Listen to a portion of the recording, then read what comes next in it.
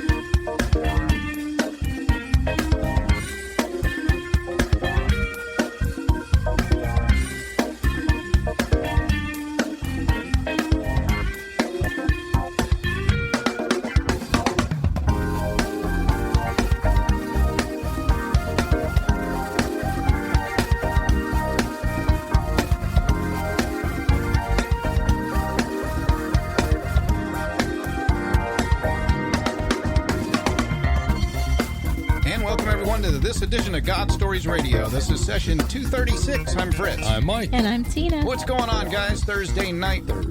Right here under the lights. We made it. In the studio. We made it. Yes, we did. Amongst the chaos of all the coronavirus going on out there, it is great to be here bringing some hope and encouragement.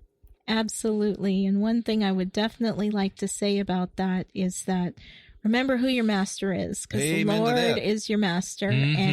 And let me tell you, the coronavirus hasn't got anything on him.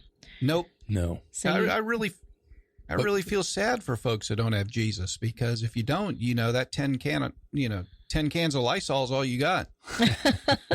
You beat me to them in Lowe's today, and congratulations. Well, obviously you want to be smart, and if you're not a high risk, then I don't think that there's any reason for panic. But but continue to do what you need to do to stay healthy and clean. Yes. Wash your hands and so on and so forth. Yeah, it's a common sense thing. Absolutely. Don't wash your hands. Don't touch your face. Mm-hmm. Absolutely. And correct me if I'm wrong, but what I've been told is that the hand sanitizer it'll kill it, but it won't get rid of it. No. Oh, that's interesting. I didn't know that. It's something that adheres to it's the soap. The soap that kills it. That's why soap and water. Soap and water. Mm-hmm. Yeah. I'm a big fan of soap and water. I have become a big fan of soap and water, if I wasn't already. Yes. What's going on over there, Mikey? Well, then also just say, too, that you mentioned Lysol. If you read the can, it mentions the coronavirus on it. I know, right? Yeah. Jeez. Does it really? I didn't realize that. I mean, did they know about this beforehand, or are we the last to find out, or what? So coronavirus has been around for a very long time. It's nothing new, but COVID-19 is different. Strain, right? Yeah. So it's really the COVID-19. It's causing a strain on me. Causing a strain on a lot of people. Yes, it is. Yeah, it's the COVID-19 that everybody needs to be cautious about. Yeah. Well, all right. Chances are you've already had the coronavirus. That's the truth. I know, so to speak. It's going to be interesting to see what happens, because obviously the Dow's been dropping as well. Oh, my goodness, yes. Spiraling kind of out of control. Because of it, yes. Yes. So, and obviously. He was saying that the Disney stock is under $100 right now, like the first time in history, or has it been in a that long low? time? Yeah, in a long time. But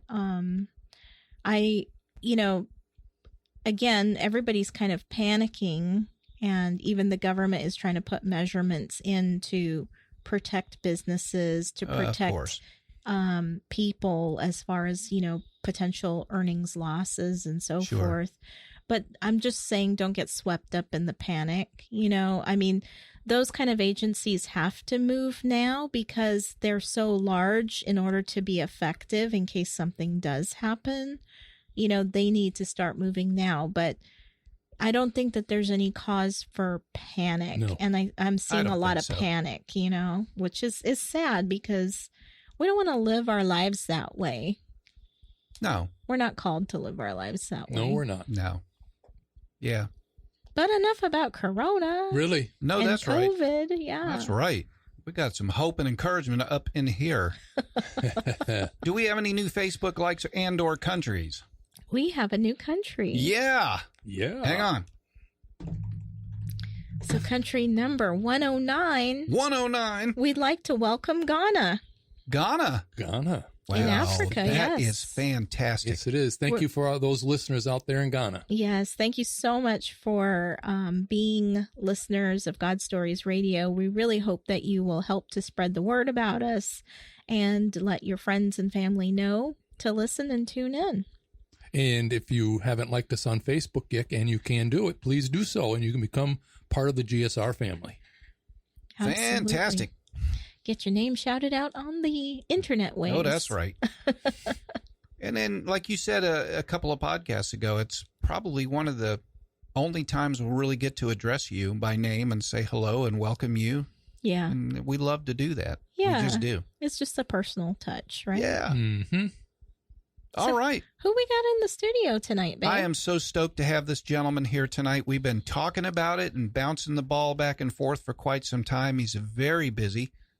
Not only is he the director of contemporary music at First United Methodist Church, but he plays in 2 or 3 different bands, produces music in his studio. The list goes on and on and on, and I can't say enough good about this gentleman. I'm so glad that Melissa let us borrow him tonight, and he could get out of his duties for at least one night to hang out with us. So I just want to welcome not only just a great musician, companion, and friend. He's just wonderful all around, and I'm so honored to have this individual in my life. And I just want to welcome Mr. Mike Loman to the show. Really? He's embarrassing me. Do I have to pay for that? I thought you already did. Well, thank you very much, Fritz. Thank you. It's so nice to have you here, Mike. Yes, thank you. This is really cool. I've heard a lot about this, and I am pretty busy, and so this week just happened to open up right on time, and the kids are having a lock-in, and so I had to drop off my teenager for the lock-in, and I made it over here on time, and I beat you here. I know you did. You beat Mr. Coffee here. Yeah, He's usually prompt at 7 for his coffee. Mm-hmm. yeah. Well, I guess I was Creature of habit. nervous, so I get there early. You know, I'm one of those first guys I get it. at the show. I get it. Yeah, he wanted to go across the street last night and talk about it. I said, no, it's going to be all right. You're going to be okay. Well, we have 2 mics in the studio. Yes, we do. So I'm going to refer to you, Mike, as Mike. And I'm going to Okay. refer to our co-host Mikey as Mikey. Okay. So Well, the he's known listeners don't get to the general confused. public as Mikey. Yeah, Yes. His persona. as of late, yes. I never liked that, really didn't, especially for that Mikey commercial as I was growing up. Oh, Mikey Yeah, likes I it. remember that too. Yeah, but as of late in the last couple of years, everybody just seems to have gone to Mikey. So Yeah, unfortunately, I'm old enough to remember that commercial. But... I remember it too. You do? I do. Oh, stop it. She saw the reruns. That's what happened. No you doubt guys about are being kind. I appreciate that. it. You bet. I'll take it. Well, Mike, take us from the beginning. I know a little bit about your story. I definitely want you to touch on one aspect is the lightning portion of your testimony, but just kind of take us from the beginning and give us a little background about how you came up and where you were raised, a little bit like that, and just take us from A to Z. Well, born in upstate New York, and It's beautiful up there. it is. It's beautiful up there. It's halfway between Rochester and Syracuse. Binghamton. Oh, yeah. Okay. So it's just on the Finger Lakes, right on the great big lake of Geneva. And it's a very little tiny town. But because my grandfather, Coach Loman, Jim Loman, was a very famous coach. He coached at Hobart William Smith College. Wow. And they beat everybody. They had a really, really good teams. They actually had the house he was born in was part of the campus, and it was all redone, and it was called the Loman House. And the football field for the high school was Jim Loman Field. So wherever I went, as soon as they said, "What's your name?" I said, "Mike Loman." They say, "Oh, do you know the coach?" And I would say, "Oh, that's my grandfather." Instant friends. So now I'm Mr. Popular. Fantastic.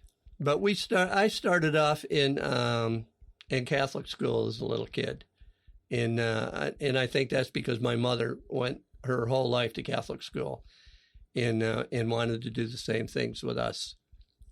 So we did start off in Catholic school, and then did a lot of moving around for a while. I remember my older brother telling me that I went to 5 different elementary schools because we kept moving around, and we'd move up to Rochester to get a job, and then move down to Dresden to get a job, and then move over to Seneca Falls or any of these little towns around there to just get different jobs and stuff like that.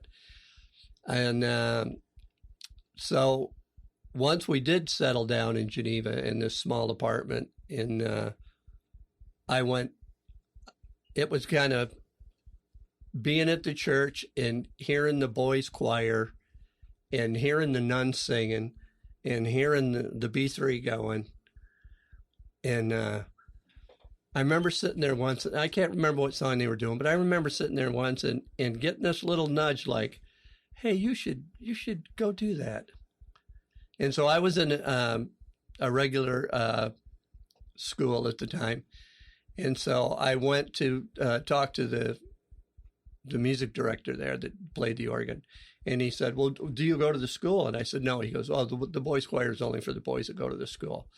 So I went home to my parents and asked my parents if I could go to the school. And they said, "Well, I don't know if we can do that. There's a tuition there, and I'm not really sure." But then my mom said that my dad used to be a janitor at the high school, so he kind of had it in with Father Nolan, who ran the whole thing.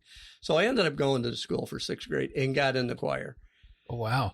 And it was fun. It was a little bit different. And was this the birth of the B3 career? It could have been the birth of the B3. Yeah. No, he didn't have a Leslie speaker with it. He just had that big square box. Right. But I remember sneaking in there playing that organ a few times. And then went on to high school. And, of course, you start your first band at 14 and get with a bunch of your friends and get going. And then later in life, I ended up getting with some really talented musicians and thought that we might be able to actually do something. And we got a couple auditions at a few places. Didn't go as good as they could have gone. We weren't really prepared enough. And we found out as we got older that not anybody can be a rock star.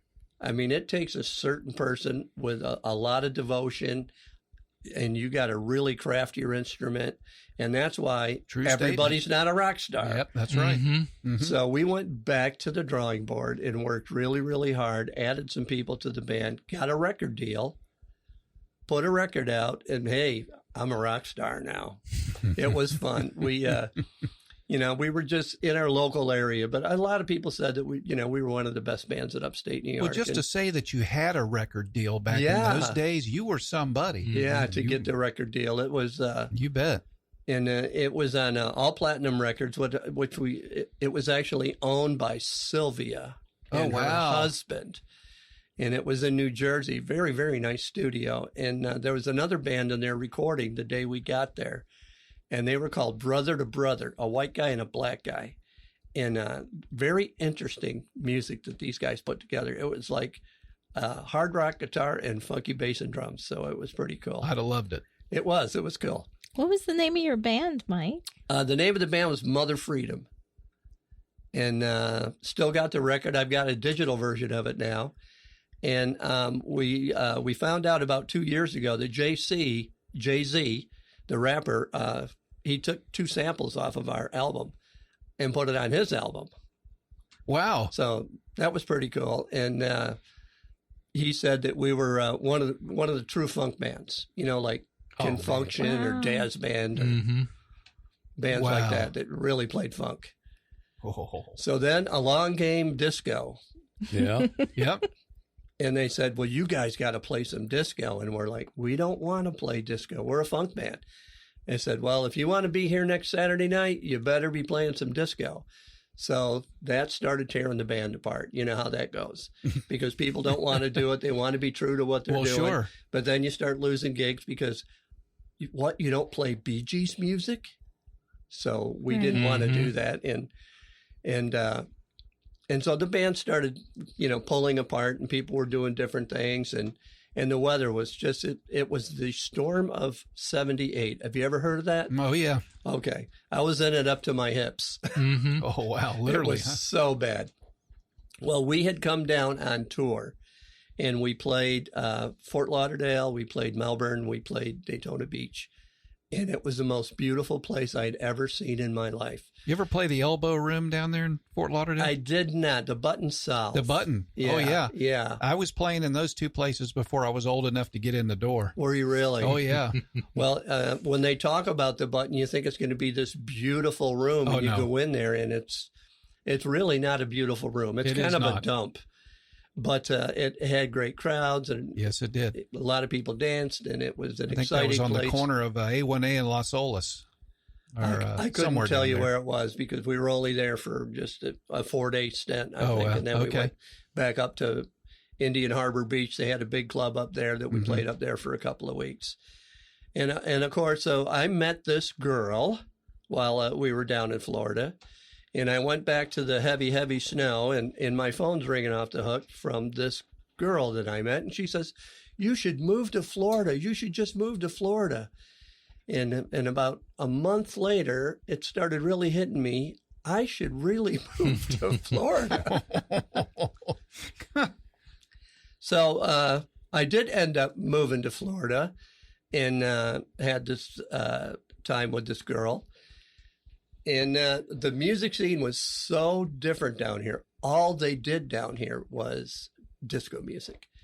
And I was really trying to become this, trying to play this music just to make a living. And it was irritating to me at the time. And so I had this girl, and I'm not making any money. And she's complaining that, you're not playing. There's nothing really going on. You need to get a job. So I actually took a job at a computer place. It's called Harris Corporation.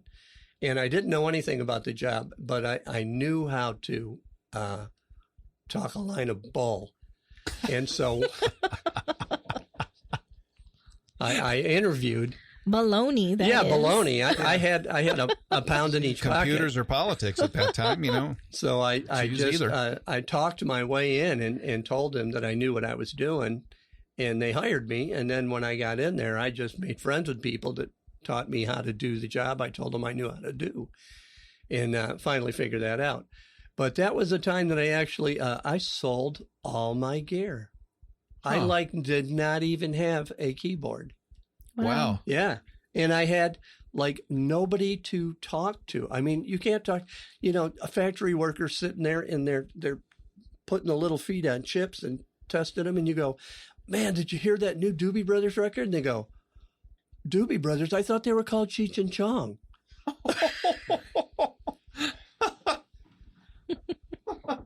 They just didn't, they don't listen to music. They just put the radio on. That's all they did. Listen to the radio in the car, and that's about it.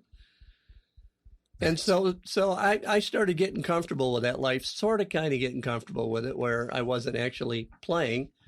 I had a beat up baby grand piano in the garage I was trying to bring back to life, and worked on it a little bit. But at that time I was doing a lot of fishing, a lot of motorcycle riding and stuff like that. Just other things tied me up. And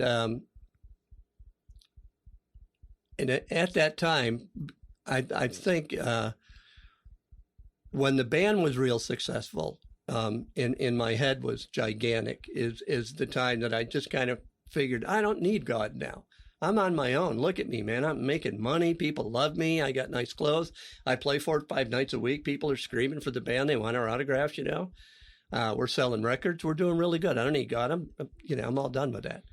And so then it's weird that we went through that period where there was no music, just the absence of music. It was, and when I look back now, I kind of think to myself, well, that was a gift I gave you a long time ago.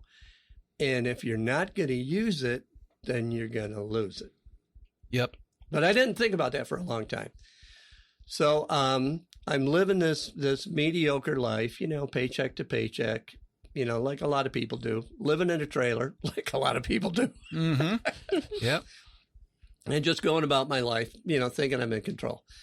And this girl's brother comes to town, and we had a spare bedroom, and he can't stand the mother, so he wants to stay over at our place with us. And he has a fiance. And so we go out and we have dinner and stuff like this. And right at dinner, in front of the whole restaurant, she says grace and holds our hands. I am so embarrassed. Oh. People didn't do that at the time, but No. This girl didn't care. She didn't care. So we get back home and I'm talking to her a little bit, and I'm telling her how, I don't really believe in God anymore. I mean, he might be out there and stuff, but, little old me, I don't really believe in God. And she says, well, have you asked God to show himself to you? And I said, no, you know how busy this guy is? I mean, if he's a guy, I mean, there's, 8 billion people in the world. He's not going to hear my voice or listen to me. And she says, he actually will. If you want God to show himself to you, he will. And you just ask him to show. And I said, well, how do you do that? She said, well, I asked him for a sign. I asked him for a very specific sign that he would show me, and I would know that it was God. And I remember going to bed that night and still had a pretty good size head on me. And I said, well, yeah. Okay, God, if you're out there, I want something very dramatic. I want thunder and lightning, because that sounded like pretty good. God could do that, right? Yeah, absolutely. Because he's all powerful, right? Sure. Yeah, he can. And there it is, right? So I'm looking out the window, and of course, no thunder, no lightning, no nothing, And I doze off and I go to sleep. And I wake up in the morning, in another day in the boring life of Mike Loman, getting ready to go back to the factory to work. So I grab a cup of coffee. I walk out. I sit down on the couch, look up at the TV set, and The Price is Right is on. And the girls are in the background shaking thunder and lightning. Coinky dink. It was like, I just stared at this and said, this is not happening. But it was then they started making the thunder sounds. So the one girl's got lightning going like this, and the other girl's got a cloud going like that. And I was cracking up saying, so they're holding up signs. Yeah, they're holding a lightning bolt, and she's just shaking it back and forth. So tell me God doesn't have a sense of humor. That's what I'm thinking. Oh my gosh, yeah. I'm thinking, he gave you thunder and lightning, just not the way you thought you were going to get it. He delivered it in the atmosphere that I was in. Right. So when you think that you are going to get what you want, sometimes you're not going to get what you want. Most of the time.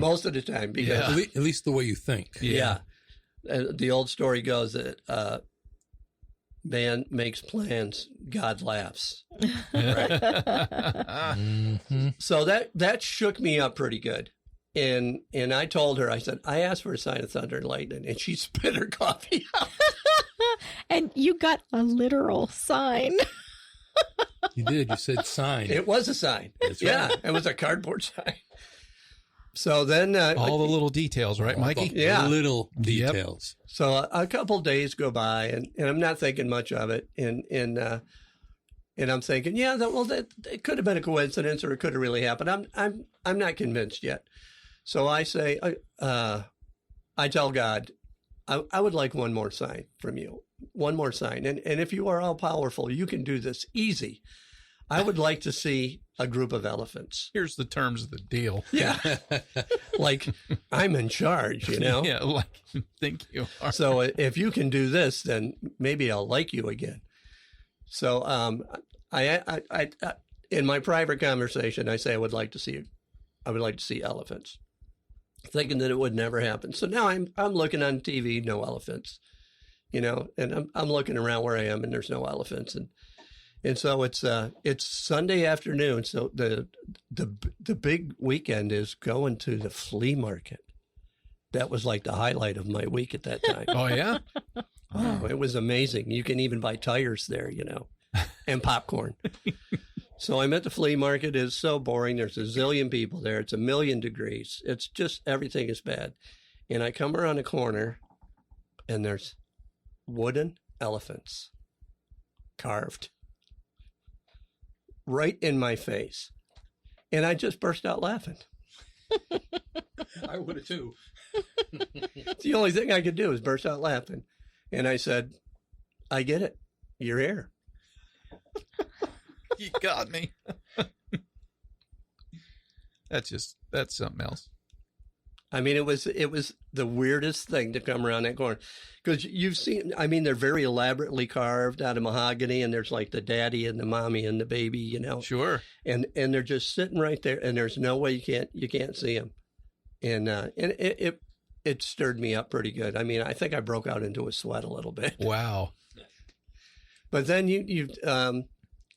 I remember feeling warm inside after that.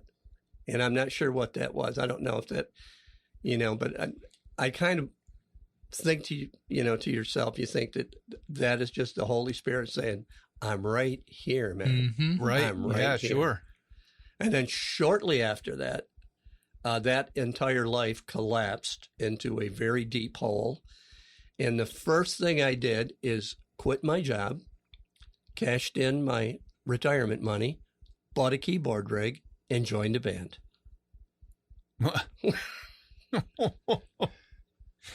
A very poignant career move right there, right? I had to get my life back. Absolutely. Fantastic. Where'd it go from there, Mike? What was your first job, so to speak?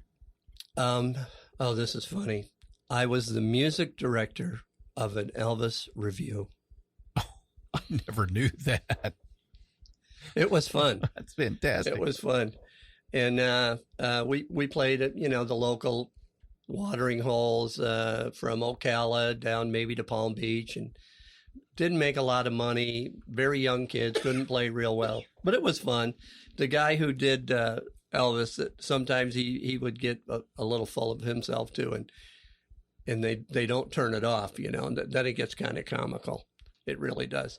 And then I actually met some guys over in Melbourne that were very, very talented. We put a band together and had a real nice 4 or 5 years over at the Hilton at Cocoa Beach. Had a band over there playing, just some nice stuff. Pablo Cruz and Earth, Wind and Fire. Well, there could be worse places to play. Oh, I know. Cocoa Beach. I know. And then Ron John's down there, the big. Yeah, and then on Saturday and Sunday afternoons, we played outdoors behind the Melbourne Hilton. Wow. And played to everybody on the beach. So I was working 7 gigs a week, 5 nights and 2 days. So I was putting my pennies away and updating my gear and stuff, and going to church a little bit, not as often as I should have, but going to church a little bit, and then I moved over here to Orlando, and it's really something that when you're in your own little area, like the Cocoa Beach area where everybody knows you, and you move 50 miles and nobody knows you. Huh. And you go to a jam night, because that's the only way I can think of to meet people, is to go to a jam night. And that's when the Blue Note was happening. Mm-hmm. And Mahoney and the boys had that place every Sunday night. And I would go down there and ask it, hey, can I play piano? And they're like, who are you again? And so, let me play a song. So you'd get up and you'd play a couple of songs. And then I remember Mahoney saying to me, hey, listen, our guy's going to be out next week. You want to come and play the whole night with us over there? And so I ended up playing one night with him. And then a couple of weeks later, I'm in the House Shakers. I'm number 44, by the way. Wow. And that went on for quite a while. And but you're not making any money, so I always had day jobs.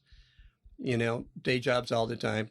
And then I lucked out and got a really good job at a music store, one of the better music stores in town, where I actually liked going to work. Mm-hmm. It was fun to go. And I got to meet a lot of different musicians there. And I would demo the keyboards. I was selling pro audio and keyboards. And so I would demo the keyboards, and then people can understand when you're demoing a keyboard if you can play or not. And so I got a couple good offers while I was there. And then I got a phone call one night from Joe Trippy's wife. And Joe Trippy was out at the,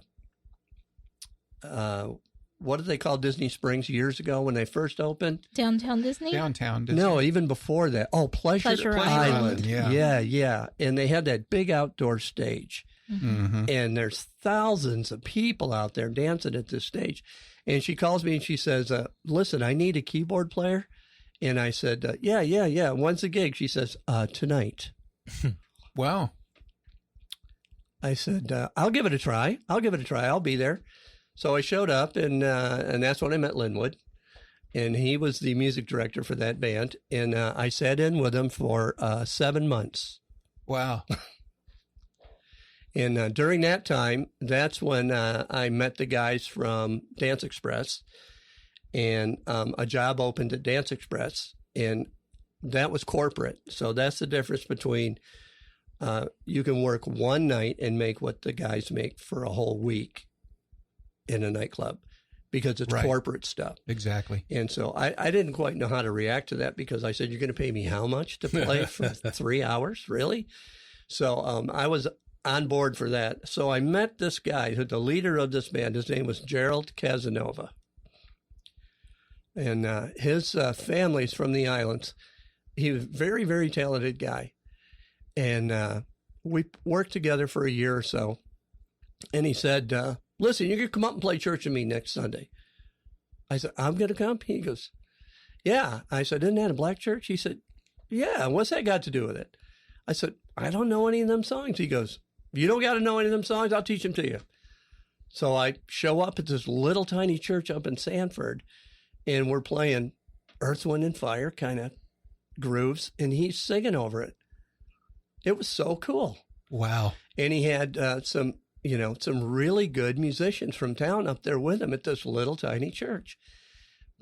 And all of a sudden you discover that there's a whole nother world out there. Mm-hmm. Yep. Right? Yeah. And you don't need an audience, because you're like playing for God. You're giving back that favor he did for you when you were 14. There's no better feeling. There's no better high. There's no better warm fuzzy, whatever you want to call it, as a musician, than to play for Jesus. To play for Jesus. Absolutely. It really is. And it's hard to describe to guys that haven't done it, or when people first come in to try it. And I try to explain to them, because now I've been doing it like 20 years. I've been doing it. And it's not rock and roll. It's music, but it's not rock and roll. It has so much more weight to it, and so much more emotion to it, and dynamics in it. And it's storytelling with music is what it is. And that's what it feels like to me. And so I remember moving out to Claremont, and my first daughter was born. And we asked a lot of people out in this little neighborhood we lived at, where's a good daycare to put our daughter? And they all said, oh, you got to go to FUMC. They've got this best little program there for little kids. And so we went over there, and we met the pastors, and we met the people at school, and we liked them immediately. We really liked them. And we were shopping around for a church at the time. And I'm still driving all the way to Sanford. And then a couple other Sundays, I'm driving all the way down to City of Life to play with that band down there, because that was just a tremendous, really, really good band. And so once we met all the people at FUMC, we just connected to them right away. They're just real people, Yeah. I mean, the pastor, he's just like the guy that lives next door, Well, he is. He really is. And I mean, he's just a blue jean wearing dad, just like me. And so they had a music program over there, and I said, I'd like to come over there and kind of mess around a little bit. And they said, well, we already have a piano player. And I said, well, not really like a piano player. I'm more of like a keyboard player. I play the parts that the piano doesn't play, the organs and the strings and the pads and the stuff like that. Then I started really enjoying the Christian music because they were playing some contemporary music that was really nice, and I enjoyed that. And time went on, and people changed, and people went in, and people went out, and then we had Angelo Ballestero here for a while, and he had a couple records out. And when they were looking for somebody, I was friends with Angelo, and I played at a couple of churches with him. And I knew they were looking for somebody, but they wanted somebody with a degree. They wanted somebody qualified. It was a big church. They didn't want just anybody walking in there trying to do this. Sure. So I called him and told him about that. And he said, well, I'd like to go out there and meet them. And I said, well, once you meet these people, you're going to like these people. So he came in and met, and he liked it. And he's just great. He had a thing. His parents owned the Paradise Theater at that time. This was many years ago. And they would have they called it Metropolis. And they did Christian, heavy Striper and that kind of stuff, heavy music with a big band. They had like 8 people down there. Angelo Giannotti playing guitar. Just great people playing. He's got a big B3 down there, a couple of Leslie's hooked up to it, screaming. The place is packed full of people. And so he came to our church, and he started working over there, and I started working with him. And we did get loud, and we did kind of overgrow that, because you know how the sanctuary is. We kind of overgrew that space, and God provided this money and these people in place because the church was growing, because we're playing this contemporary music, and I think people were really liking it because we started filling up. And so we ended up making that new building, the Wesley Center back there. And we moved into there, and we were like in heaven that we were in this big building. And then after a few years, he wanted to move on and do something more. And he had his own family and his kids, and they had some sickness in their family, and he wanted to go on and move. And I remember Pastor Doug coming to me saying, listen, we're going to look for another director, like Angelo. Do you think you can hold it together for a couple of weeks until we find somebody? And I said, yeah, I'll try to do that for you. And that was 13 years ago. Couple weeks. That sounds like Pastor. I know it. It's 14 years ago. Yeah. Yeah, my little kid that went to school there at 4 is now 20. She's 20 years old. Oh, wow. That's amazing. Yeah. And the time flies, man. Time flies. But right now it's having you there. When you came in as a drummer, I thought, wow, this is cool. I got a really good drummer now, because we had we had some kids, and they were okay, but a seasoned musician plays so much different than a kid that's just banging, that just has too much energy.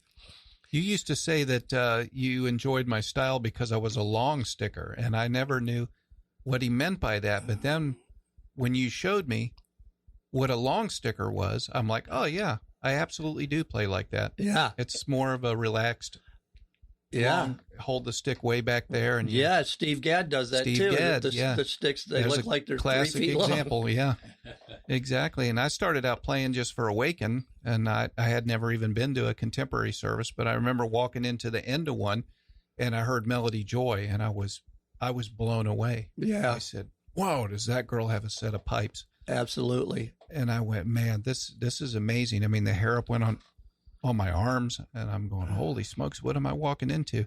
This is a Methodist church. Well, she was in my band for a few years. Right, I know that now, and she did the cruise with you and stuff like that. Yeah, she was like 18 when she came in the first time to fill in for somebody, and she brought her mom with her because she's getting in this corporate band with all these old men, And here she is, 18 years old. So she brought her mom to feel comfortable, and it was cool. And she seemed really shy until she got on that stage. And then she just took control of that stage. But I remember flying back from either LA or Denver, someplace like that. We were both in the exit seats. I was on the left and she was on the right. And I was kind of snoozing a little bit. And then I look over, and she's got a journal open in her lap and a Bible open in her lap. and she's on her phone and she's writing stuff down. And so this goes on for like an hour. She's, reading this Bible. And so I'm thinking, she's connected, this is a girl that is connected to the Bible and connected to God. So I jump over and sit next to her and I go, so you're a Christian? She goes, oh yeah. She goes, are you kidding me? She says, I couldn't live a day without God. And I said, oh, would you come and sing at church? That's quite the answer. I know. Wow. She goes, my mother and father were worship leaders, so I've been in church since I'm a little baby. Oh, wow. Yeah. So her mom's a singer. Her dad is a percussion player and a bass player. Mm-hmm. And he's just a little bitty guy. He's so much fun, though. So I said, I would love to have you come sing at my church. Because I actually had the director's shoes on by that time. And I was kind of scrambling trying to find people because I'm not a lead singer. So I'm trying to find people to sing for me, to do these songs and keep this church going and making sure that we're at the same level that is, that it's been set at. And she said, I would love to come and do that. So I remember going back to the meeting with Pastor and telling Pastor, she's going to come sing. Will you hear this girl sing? She's going to change your life. Well, I said that it was actually 17 months later. Talk about God's timing. Mm-hmm. I don't know why, but 17 months later, she showed up for her first Sunday. Wow. 17 really long months, I bet. In fact, Pastor used to say, does she really exist? Are you making this up? Oh, I can hear him saying that. Can you say that? Yeah. Yeah, he's talking about this Melody Joy again, like she actually exists. I think he just made the name up. He's just buying time. They still talk about when you and Bo used to talk about me all the time in the meetings and pray for me about my job and stuff like that. Oh, yeah. There's nothing worse than being in a job that somebody's got you around your throat. Yeah. So she came on board, and that really changed. I mean, everybody that was in the band at that time, they their jaw hit the floor and said, wow. So we can't just play four chords anymore, can we? We have to actually start digging in and playing some really good quality music, because now we have this girl that can really sing. And we started doing some Jesus culture. Mm. And the church lost it. Wow. They didn't know how to, because we were doing Christian music, but we were doing a lot of Chris Tomlin, elevation worship, stuff that was pretty mellow. And so when we started doing Jesus culture, Planet Shakers, Young and Free and stuff like that. And I remember going to a conference over at, what's the big church that's right across, not Real Life, the one over on the other side, Community? Yeah, it's Family Christian Center. Oh, yeah. We got invited to do a Friday night concert there. They had 4 different bands. And we went in there and did our sound check. And Lindsay Montgomery was taking care of the show and putting all the bands together and everything. And we finished our set, and he walked up and he said, they're letting you play that at a Methodist church? And I said, they love it. Mm-hmm. They wouldn't believe it now, would they? No, but, at the Methodist church, they did a lot of really blended, soft praise music. And I like that, but the worship stuff kind of speaks for itself. But the praise music is the stuff that I love. Oh, yeah. The banging stuff, the stuff that's just saying how great God is and thank you. Yeah. That's the stuff that I just love it. I play it all day. And I've noticed a lot of the traditional folks coming over. Yeah. For the 9:30. Yeah, we have a lot of the older folks over there, and they love the music. They connect to it. They like the energy level of it. And it has come up quite a bit in just the last few months. And I think the music that they're writing now, I mean, I remember the first time listening to the Young and Free record. And I set it down and I said, well, I don't think we're going to be able to play any of that stuff. It's very, very overproduced and it almost sounds like the radio. Wait a minute. It sounds like the radio. maybe that's what they're trying to do. They're trying to take the music that's already on the radio and put a message in it. Yeah. Hey, that's a great idea. That was always my excuse back in the day, Mike. I always used to say, I don't listen to Christian music. When it gets as good as secular music, I'll listen to it. Exactly. You know, when somebody that sounds like Steely Dan comes out, I'll listen to it. Exactly. Yeah. And that don't have that excuse anymore. I mean, no. There's just, you know, any genre, you know, worship, praise, anything. It's as good, if not better, than a lot of the secular bands out there today. I agree. And it has a true message. It's not just about, you know, my girlfriend Jane. It's about, you know, God changed my life, or when people think that there's something wrong with them, you know, because they don't fit in, you know, be like the cool kids. Now, how big was that song? I want to be like the cool kids. Exactly. Wow. So I'm just, I'm real happy to be there. I have the most amazing volunteers right now. Absolutely. One of the best squads I've ever. Yeah, me too. I'm loving it. Yeah. But I got to say, if you weren't sitting in the booth, I don't think any of it would be happening the way it's happening right now. So I appreciate that, Mike. I take no credit. I've got a team as well that is around me, and I give them all the credit. I give the Lord Jesus Christ the credit. He's just used me to kind of be a bridge between, you know, because when I came there, you know, let's face it, there was the band and then there was the tech team. Oh, yeah. And never the two shall meet. Yeah, it was the sheriff of the band. Right. And I think that God used me to kind of bridge that gap, and he's still using me to kind of bridge the gap between the traditional side and the Wesley side. And a good indication of that was Christmas Eve. I thought that the collaboration between us and them is, and in case you're wondering, we have almost like 3 different cultures going on at this church. Absolutely. We have the traditional side, we have the contemporary, and then we have Awaken, which is geared more towards young and college and young adult kind of thing. And with those 3 cultures becomes quite an interesting dynamic. And lately I've noticed that they're all coming together as one church. And it's great. It's just awesome to see. But thank you, Mike. It's a privilege to work with you and your team and the pastors. I mean, gosh, I can't say enough good about Pastor Doug. Yeah, that me too. He's like the greatest boss ever. Would you say he was just a dad? Just a jeans wearing dad. Jeans wearing dad. You know, he doesn't wear. That's classic. Yeah, he doesn't wear the khaki baggy shorts that all the guys wear at Home Depot. You know, he just wears jeans like a guy. You know, like we do. We just wear jeans. So, but I'll never forget. I made a huge mistake once, and he closed the door in his office. He looked at me. He goes, "Don't do that again." That was the end of it. Pretty cool boss to do that. Yeah. Pretty cool boss. He's a sweet man. Yeah. That he is. Everybody there. But I remember I do remember the first time that we played Alive by Young and Free. I thought they were going to jump out of the booth like a bad movie. Because they just weren't used to that much energy. And Melody Joy was there for that. And everybody was trying to keep up with it. And now it's like, you know, that's one of the older songs that you can play in your sleep.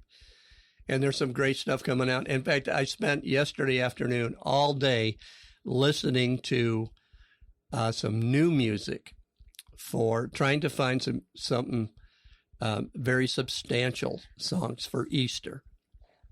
Because Easter time is when we want to celebrate, you know, the risen Christ and the cross and the reason that we're free. And that's like the biggest moment, you know, when we all became free like that. Absolutely. And so I want to, you know, find some really good music to put in there for that and do something fresh.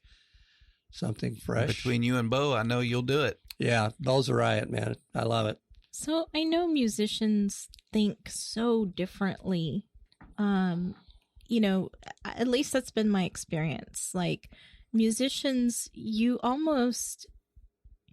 emotions are part of your thinking. Oh, absolutely. Yeah. Especially in the music. Oh, yeah. Yeah. The music is an extension I mean, we can talk to each other. Sometimes I'll mess with him. Fritz will get there early, and I'll get there early, and I'll turn on the piano and I'll play. And I can play one type of music, and he'll be like all dancing around and jazzy, and then I play another type of music, and he's like marching, you know. That's the truth. Oh no, I can visualize. Yeah. You have had the privilege of visualizing that, unfortunately. Yeah. But yeah, because I think that the whole music thing, the musician friends that I had, that I highly respected musicians, most of them say the same thing. You don't pick the music picks you. Mm-hmm. So you're part of the music. It's not a job or a career. It's a lifestyle. Mm-hmm. When you're a musician, you live a different kind of lifestyle. You really do. Yes. And my daughter, she'll go into school. She's 14, and we listen to a lot of music at my house, and we love Motown music and 70s music and 80s music. That's right up my channel. Right up my channel. Love that. So the teachers will be playing music like that, and Lila will raise her hand and say, "Oh, that's Sugar Pie Honey Bunch by the Four Tops." Mm-hmm. And the teacher went, "How do you know that?" She says, "Oh, my dad's a musician." Have you ever seen Lila? Yes, I've seen his. Oh, she's adorable. Kids. Yeah. She's like a little doll. You just want to pick her up and. She is. She's super cute. She's amazing. She's great, and his other daughter's quite the drummer. Oh, really? Yeah, she's become quite a drummer. She really has. I actually started off on drums. I was a drummer when I was a teenager. Wow. And then my best friend Joey down the street played drums. My best friend Bobby up the street played drums. And my other friend Kenny downtown played drums. It seemed like the default instrument. It kind of seemed like, because any monkey can do it, right? Right. That's why you do it, right? That's right. Okay. Monkey I am. So then we started a band. We had 2 drummers and no singers. And Bob says, "You sang in the choir. Can't you sing Black is Black by Rolling Stones?" I said, "I don't know. Strike it up. I'll try it." And next thing I knew, I was a singer in front of a band. Isn't that crazy? I don't know, throughout this whole story, Mike, there's one reoccurring theme as you never say no. Anything somebody threw at you, yeah, I'll be there. Why not? Well, you mean tonight? Okay. Give it a try. I'll try it. Why not? Sure. So I know this is hard to do, but I would love the listeners to hear this because, again, like I was saying, to me, musicians' feeling and emotion is so much a part of their experience. And I don't know if you can put it into words, but I know music speaks to you enormously. But there seems to be a transition from when you were in the world and you were kind of living in the world, and then all of a sudden you kind of discovered church music and you discovered Christian music, and it started speaking to you. Absolutely. Can you tell me how that changed your life? Well, for the longest time, I thought that because I practiced for hours and hours and hours a day to get better, I wanted to be the best at what I was doing, that I owned my talent. And I didn't realize that it was a gift to me. Everybody has a gift. And it has come to me easily, very easily, for me to play drums, play guitar, play keyboards. And so I'm just thinking that, hey, I'm really good at this. But later, after, a long distance unrelationship with God, being on my own, being by myself, being lonely, being beat down. And I mean, I don't want to get too personal, but I got pretty beat down. I mean, very beat down. And coming back to God and then realizing the only reason he gave me that talent was to do what I'm doing right now. And playing in the bands, that's just my hobby. That's like playing golf or fishing. That's just hanging with the boys. That's my other small group. And our small group's been together 22 years, I think. We've been together. But, realizing that it was actually a gift. And that's why it came so easy to me, because God said, you're going to do this for me. This is your gift. Mm-hmm. And enjoying it. And I don't care where I'm playing or when I'm playing. I try to always say, every note for you, Jesus. You gave me this talent. This is for you. Mm-hmm. Somebody needed to hear that right there. I'm going to tell you right now. Yeah. That was powerful. And you'll know it. You'll know it because you'll just start playing and you'll just feel it. It's just an emotional thing, and it'll, you definitely recognize the Holy Spirit. I can't tell you how many times listening to, I go to Real Life and even other venues that time and again, someone, as they're praising and worshiping or singing or playing or whatever, leading, whatever else, all of a sudden they just get hit and they start weeping. I've seen it many times, and I just couldn't imagine that feeling. I really feel that music transcends people because it speaks to them on a spiritual level. Well, and they call it the universal language. Absolutely. And that it is. And like you said, I agree with that 1,000%. Yeah. And I feel for musicians, it transcends them even more, like differently than just ordinary people like me, because I see the connection musicians have. It's very hard to put into words. It's almost like a visual thing that you see happening. Well, it's funny. You can be in a crowd of people, and the one musician will walk through, and you go, "Yep, that's him." And am I right? Oh, absolutely, spot on. You can spot another musician. I don't know if it's the way we dress or comb our hair or how we walk across the floor. Vibe. I don't know what it's it is. It's just a kind of a vibe thing, and you can tell. And then if you meet somebody for the very first time and you have 7 words, 10 words with them, you can tell right away if this guy is a serious musician or if he just owns a guitar, Right. You can tell right away just by the way they talk to you. And then you can also tell if it's some egotistical, crazy person that loves himself. Yeah, really, really good musicians are very humble, kind of like the black belt that you never want to find out that he was a black belt. Mm-hmm. The quiet one in the corner. Exactly. And exactly. But yeah, you're absolutely right, babe. That's a good observation. Man, what a great show. Mm-hmm. Definitely. It was such a pleasure having you on, Mike. Thank you so much My for gosh, coming. we could talk all night, man. I know, we could. It was a lot of fun being over here. This is such a cool studio. I really like it. I'm so glad you got to come, and hopefully we'll get to spend some more time together in here and produce a few tunes. Yeah, we've got to. We got to do a couple remixes here and there and get some stuff going. Yeah, for sure. This is. I'm trying to do 2020. I'm trying to. I've been writing that album for like 10 years, right? So I told myself 2020, I'm going to at least try to get an EP out with at least maybe 4 or 5 songs on it.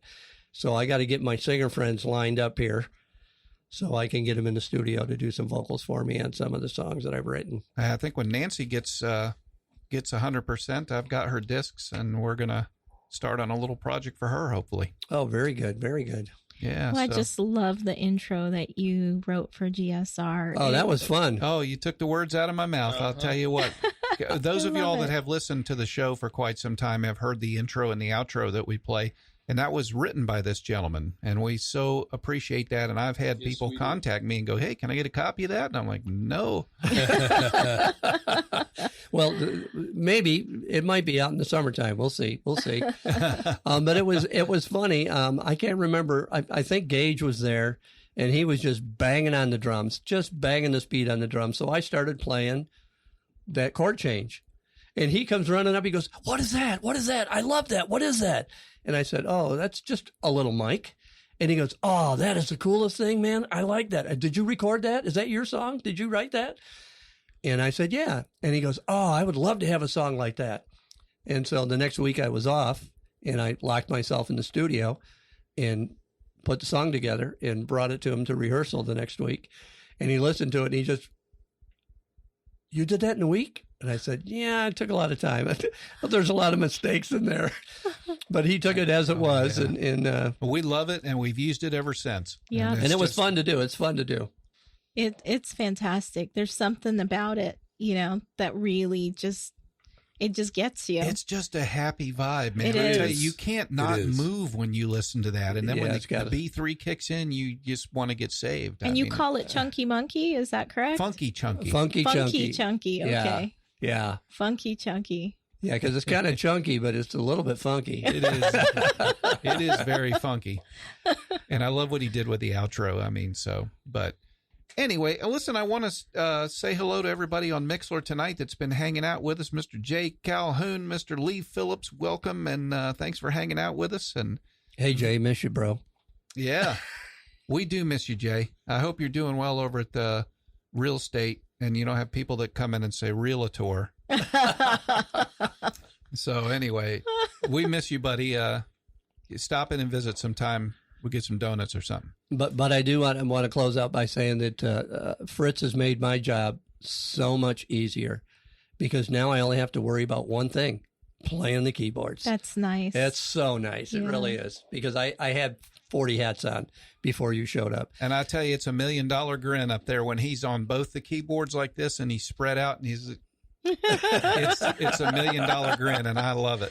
I absolutely love it. So, well, man, what a great show. Thanks again for coming, Mike. And my pleasure. My pleasure. Listen, if you got a testimony you want to share, drop us a line at godstoriesradio@gmail.com. If you'd like to be a guest, as like Mike is tonight, drop us a line at godstoriesradiotina@gmail.com, and my wife will be happy to schedule you to come in with us, and we'll visit and talk about stuff, have a great time like we did tonight. What else can they do, Mikey? They can tweet us. They can tweet us on the Twitter, and like us on the Facebook, and keep up with everything GSR. We post all the new podcasts there and prayer requests and everything GSR. So we just appreciate everybody praying for us, supporting us, and we just look forward to what God has for us in 2020. I can't wait. Just make sure you keep your eyes open for that thunder and lightning. Yeah.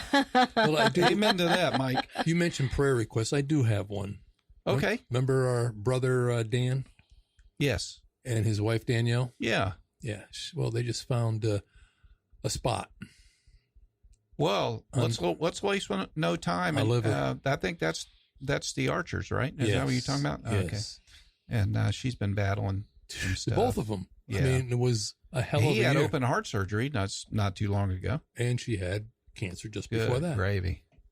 So they just found a spot on her liver. And let's just lift him up, Mikey. Just go for it. There's a couple of other people I'd like to join in on that Go ahead. too. Oh, okay. Let's do it.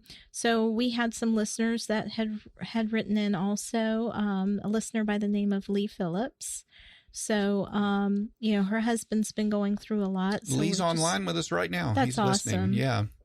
Yeah. So I just like to lift up her husband for some prayer. They've been going through a tough time, and they could truly use some prayer right now. Absolutely. And then also for our dear co-host, Trish. You bet. mm-hmm. Absolutely. And Trish is going to hopefully try to join us on our GSR Rewind show. I hope so. I hope so too. Yeah. We'll get her here somehow, Mm-hmm. some way.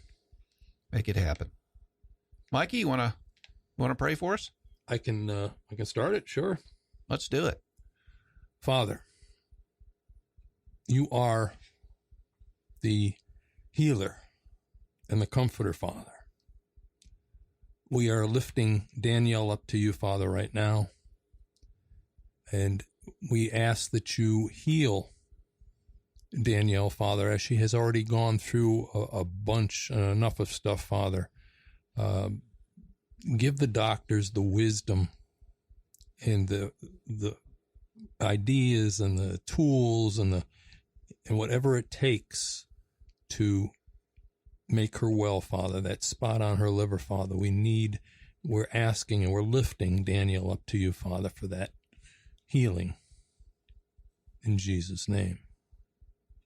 Father, I just want to pray for Lee, and you know what's going on there, Father, and I just pray for your perfect will to be done in that situation, Father, and I just pray for a good resolve there. I pray for Trish, Father, that you'll strengthen her and just anoint her to keep going, Father, and to persevere and keep trying and to keep getting up every day.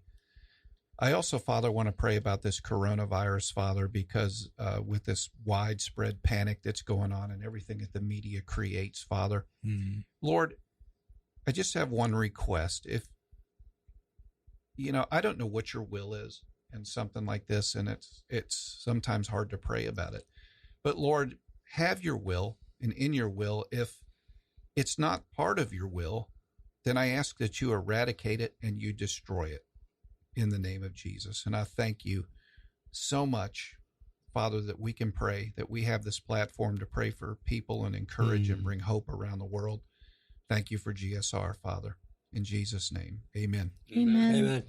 So if you're a praying person out there, please lift up Danielle and when you think about it, and Trish and Lee Phillips. Amen to that. This was 236. Yes, 236. I just had to make fun of myself there. It just felt better. All right. Well, thanks for hanging out with us. We love you guys. That about wraps it up for session 236. I'm Fritz. I'm Mike. And I'm Tina. God bless. God bless. God bless.